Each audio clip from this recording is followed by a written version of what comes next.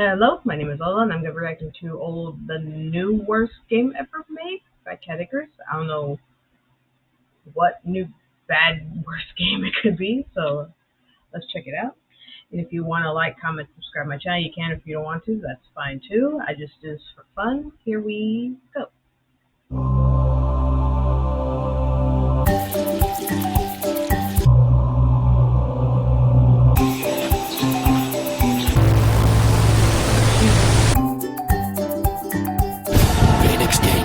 Oh my god, I got a sword just like that too. Oh my god. I got a sword just like that one too. Oh, and I also got that Pikachu too. I like that. Phoenix Games have returned. Oh god. You bastard! Oh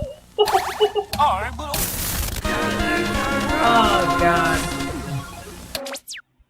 Word of advice, don't ever polish your weapons, because you'll never know when you'll hear bad news and accidentally fall on them. And this is some pretty bloody bad news we're dealing with today, everybody, because today we have yet another PS2 game from Phoenix Games to add to their flawless repertoire. And I'm not joking when I say this is the worst one I've seen so far, and I know I say that with every single new one that I see, but come on, look at this! Why did the referee blow his whistle? If you're a Caddicarus veteran, not that you'd want to be, you already know about Phoenix Games. I've been covering them for years, ever since Dalmatians 3 over 4 years ago, and they're responsible for some of the highest viewed videos on my channel. Since then, I've taken many looks at other desperate Disney dodgies from them, like Peter Pan, Pinocchio, and one of my personal favourites, Snow White and the Seven Clever Boys. Essentially, the games themselves are exactly the same thing. They're all badly coded and pissingly programmed puzzle compilations. Jigsaws, slide puzzles, matching tiles, you know, real bottom-of-the-barrel stuff. And yes, they are always the same on every Phoenix game, with the only thing making each entry stand out being a terrible cartoon based on the titular characters on the front of the box. Sometimes. I mean, in Dalmatians 3, this bitch is nowhere to be seen. This bitch isn't in the game either. I'm not joking, they bastardise classic Disney characters for their box art, even steal concept art from other games onto their box art, and even after that, can't be asked to go through the effort of using their own abominations in their own films. That's the level of uselessness we're dealing with here. That, and I swear to God, they just use one person to voice over absolutely every single character. Take pity on me, Excellency. What will happen to my daddy? How on earth did you find yourself on that tree? These games were licensed by Sony, sold on the shelves, and the films on the game discs themselves could be as short as 6 minutes long. Sometimes Phoenix Games couldn't even be buggered to get their own original films on the discs, and so outsourced some of the movie making to another company known as Dingo Pictures. So where many Phoenix games look like this, First, there was Cubby, who was like a small bear. Dingo Pictures movies look like this. Yeah, pig. Where we're going, there is no God, because Dingo Pictures made the film that we are watching today! I still stand by what I said earlier. Animal Soccer World is easily the worst Phoenix Games production I've ever seen. And just like the mythical bird itself, no matter how many times I slaughter it, it seems to keep rising back from the ashes. In case you weren't sure, Animal Soccer World is based off of that one scene in Bedknobs and Broomsticks where animals play soccer, you dumbass. And one must ask how on earth you drag that on to a 30-minute Cutscene! with a beginning, middle, and end, but I suppose we're going to find that out, aren't we? What's that got to do with my knob? The film starts with the greatest walking theme I've ever heard in my life. Christ's sake, it's not even in time! By the way, if you've seen my Dalmatians 3 video, yes, that is the exact same dog from Dalmatians 3. In fact, all the same characters from Dalmatians 3 appear in this game, but let's not get ahead of ourselves. Long time no see. ¿Qué? Long time no see. What? Long time no see. Oh, it's Sonic. Pig. What are you doing today? I don't know yet. Yeah, I don't know yet either. I don't even know who you are. We can visit some friends. Okay, wait a second here. You go to see your friend who you said yourself you haven't seen for a long time, don't address him by his own name, and then order him around by forcing him to accompany you to seeing other friends? We're 20 seconds into this film and I already hate the main character. That has to be a world record. Gotta say though, I really do love that walking theme. In fact, it's so good it even butts in and interrupts the rest of the music. But will it be as good as the hardcore running music in Dalmatians 3? Let's get one thing straight. Nothing will ever be as great as that. Okay, so back on track. Our main character is an abusive dictator. Simba here is just rolling over and taking it, so off we go. Oh, no. Are we not going to address that? Oh, Mufasa and Narabi are there now? And then they're gone? We're not going to talk about any of this? So these two are off to see their friend Harry, apparently, and off they set from the jungle to do so and end up inside a Greek village. Hold the phone, where did the jungle go? And who the hell are you? Ladies and gentlemen, did you see it? Of course you didn't see it, because you can only hear me.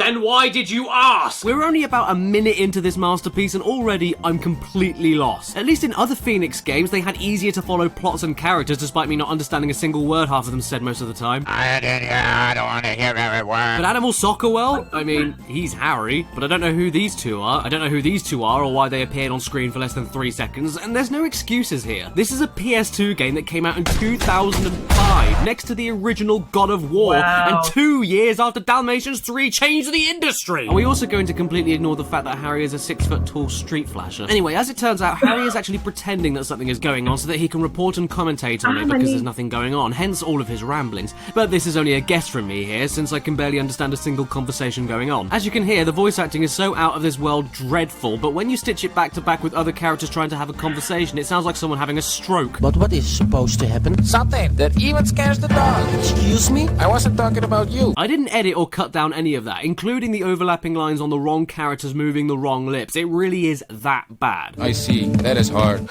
Really? Well, I'm not. The whole overlapping lines and wrong character lip-syncing bullshit is something the film keeps up terrifically from the start to the end, like a demented art project. But would you believe it even has scenes of the complete opposite effect right next to them? Because as soon as Winnie the Turd over here comes out, he's given far too much screen time for a tiny line. Can I sell my candy somewhere? Like, who is in charge of the edits here? Somebody had to watch this back and think, this is shit, and then cut it down so that all the lines could at least fit. This is a disgrace. Even Dalmatians 3 wasn't this bad. And what's even better is that right after that abrasive silence, it goes back to the way too fast overlapping normal cuts again. There is no party. Oh. It's driving me crazy. But nothing. I repeat, nothing, not a single thing on God's green, repugnant earth can prepare you for what is about to happen in a second. This transcends any kind of awful I've ever seen in a game cutscene, a TV show, a YouTube video, a film, anything. Ooh, what is... It's that bad. I haven't got anything else to say. Commence. Now you tell me. What the... What in the holy mother of crack was that about? Was that from a bull riding tournament where a person was dressed as the bull? Was that a deleted scene from The Exorcist? Was that my auntie's final words? I don't know. Back on track though, that thing just arrived for some reason, and why was that? Oh right, there was some pretty nasty fight going on in the middle of the street. That's why we had the... And so the emergency duck appears to calm the situation down. You really have to fight? Why can't you be nice to each other? Well, the duck calms the situation down without waking their parents in the next room anyway. Why were these two fighting though? Well, as it turns out, this dog who lives in the jungle next door to the Greek village found a red ball. This panther wanted to play with it, but the dog wouldn't let him. I tell you, this argument gets a little bit too PG-13 for my taste. That's not true. You're just mad because I can shoot the ball threaded. No, you can't. I can. No. Yes. No. Okay, so instead of fighting, the animals all get together and decide to arrange a soccer game to sort out the argument. Ah, okay. Because that's apparently how all disputes are settled in the animal kingdom. And the panther is so happy about the situation, his neck vibrates, while the dog is so happy his legs collapse in on themselves. Don't you also need nurses and such a game? Hey there, do you mind at all if you speak up just a tiny bit because... Jacko will never let me play for the jungle club. Speak up! This isn't a quiet place, it's Animal Bloody Soccer World! So after all of that, we then follow on to Harry the 6-foot flasher taking photocopies. I'm assuming of his privates. No, of course he isn't. He's getting ready for the big soccer match, of course, which Puss in Boots here hears about and tries to get the inside scoop. First of all, I have to hand out all these flyers, and I have no clue how to do all that. God, it's terrible. Then why did you arrange a bloody soccer match, you dunce! All of a sudden, these birds then arrive with soggy old socks for their beaks and say that they will commentate for one team, the Jungle Kings, while Harry will commentate for the other team, the Wild Dogs, which is apparently so funny that the head of one of the birds starts to do itself in the neck hole. And then just when you were thinking, oh Christ almighty, I can't handle any more birds, another bird then comes in and offers to spread the flyers around, which he does a pretty miserable job at since he's dropping them all in the same place. And then he flies all the way to the barnyard, next door to the jungle, next door to the Greek village, and the pigs here get so excited with the news of a soccer match, In 2 weeks there is a soccer championships, that the chicken grabs a saxophone and the dog starts drumming the intro to a Rick Astley song. This is seriously the laziest slop I have seen from Phoenix Games / Dingo Pictures yet. I mean, reusing the same characters is bad enough, we've already discussed that, but in this whole part where the rest of the Wild Dogs team is being recruited, I'm convinced they just straight up copied the entire scenes, backgrounds and character placements from Dalmatians 3. And if not, they're scarily similar. That's a new one, I'll give them that. And at least the mould is broken a little bit in this scene where we move on from the vibrating head laughing to this instead. Hey, honey. Knock knock. Who's there? Juicy.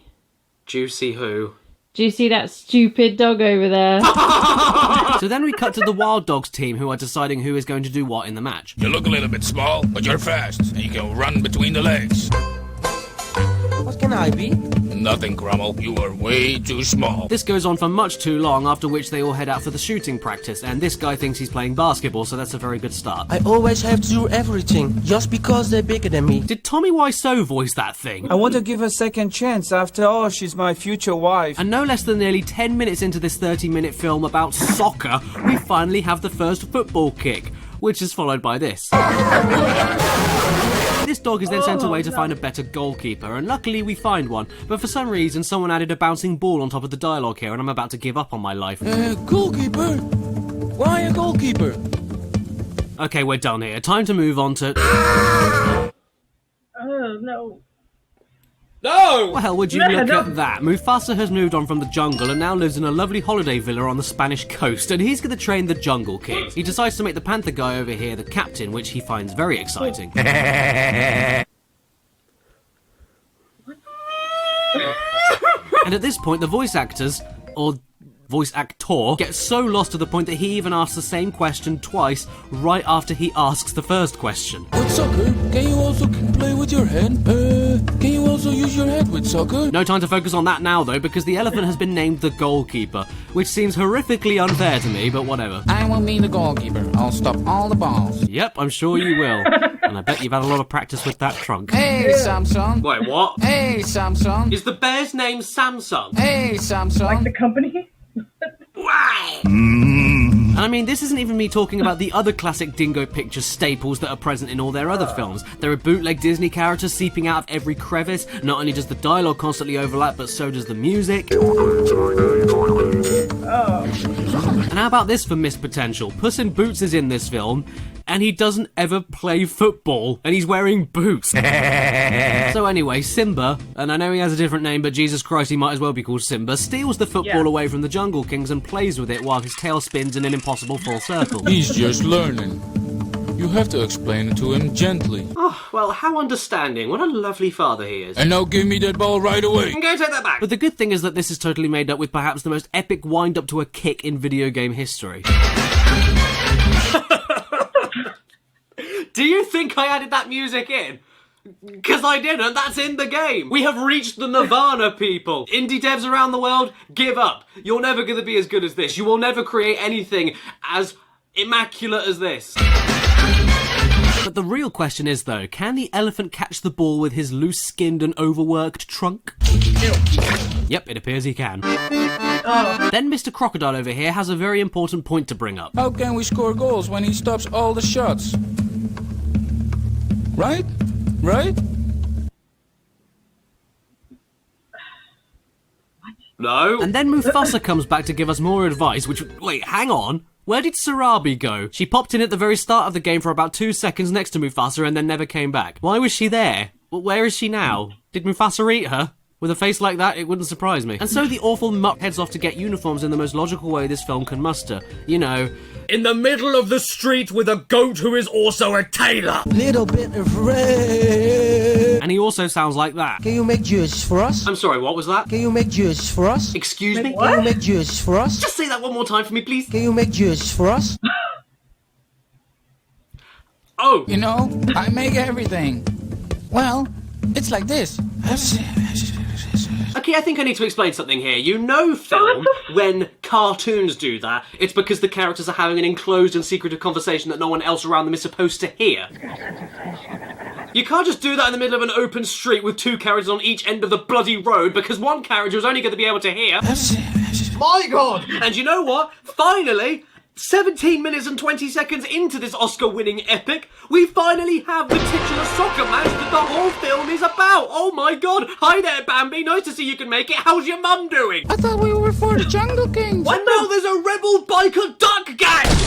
You guys are going into Area S. Okay, don't think I really want to go there. If you're making one wrong move, I will eat you. Well, Jesus, I guess we have no choice. And after everyone starts getting angry with the lack of a soccer match in a film about soccer 18 and a half minutes into the film... Start the game! Start the game! Start the game! We then see two pregnant monkeys pooing on the floor, and then we're finally ready for... The soccer game of the year! The sucker game of the year. How appropriate. Although, I think we all really know deep down who's going to win that one. After this point, we have a musical number. Oh yes, a musical number. And these have always gone perfectly in other Phoenix games, so consider me hyped. Wake Pinocchio, wake up, it's time to tell your story. And the thing is, I would make some jokes about this whole segment, but I don't need to. As you're going to be able to see in a second, the jokes write themselves. Like, there's nothing I can say to make it any weirder than it is. I don't even know if this bit coming up is in English, I'm gonna be honest with you. So yeah, I'm just gonna let you enjoy all of it in its entirety, just like I had to. I dare you not to leave the video. Hier zijn we met z'n allen, we hebben een fijne tijd.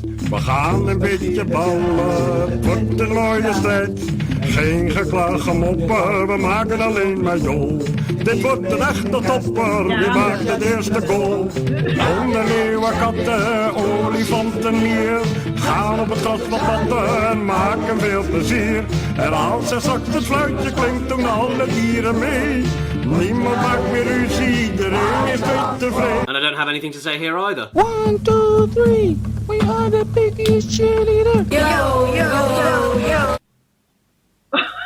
Okay.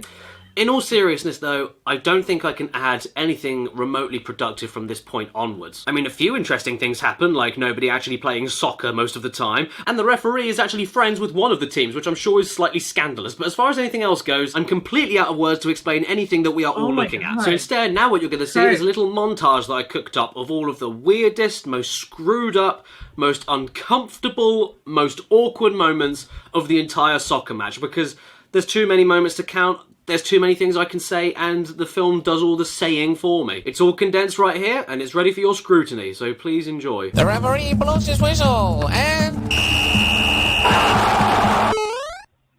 Over the line, over the line. Ladies and gentlemen, Custer has the ball, and yes, Custer passed out now to go. What an excitement!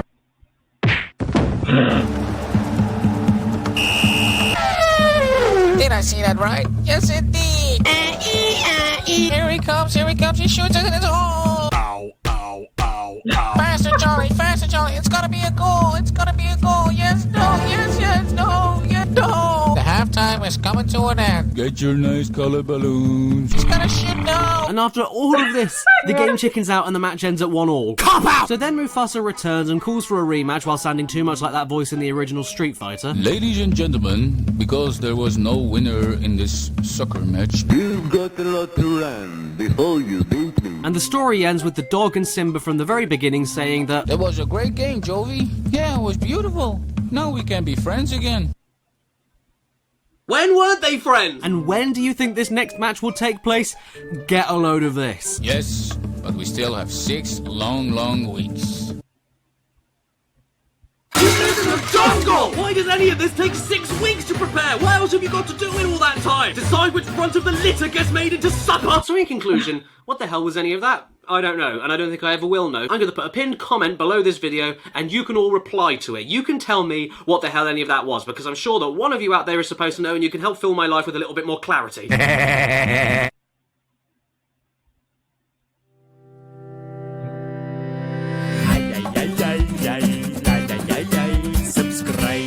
Thank you ever so much.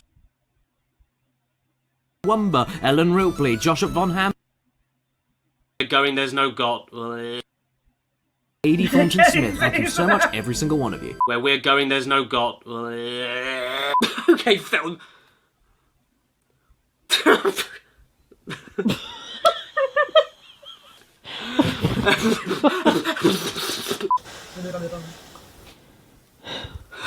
was that? He makes this unfilmable. Oh, half of the stuff we film, we can't use because of that bloody stupid dog. Evie. Kitty. There she is. Peekaboo! Jesus Christ. There are going to be outtakes on in a second, so please stay tuned for that, but I have to... Ow. What? Other end of the road when only one other... On the other end of the road when other...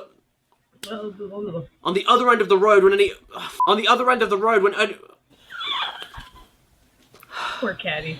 Sorry. You'll get there. Eventually.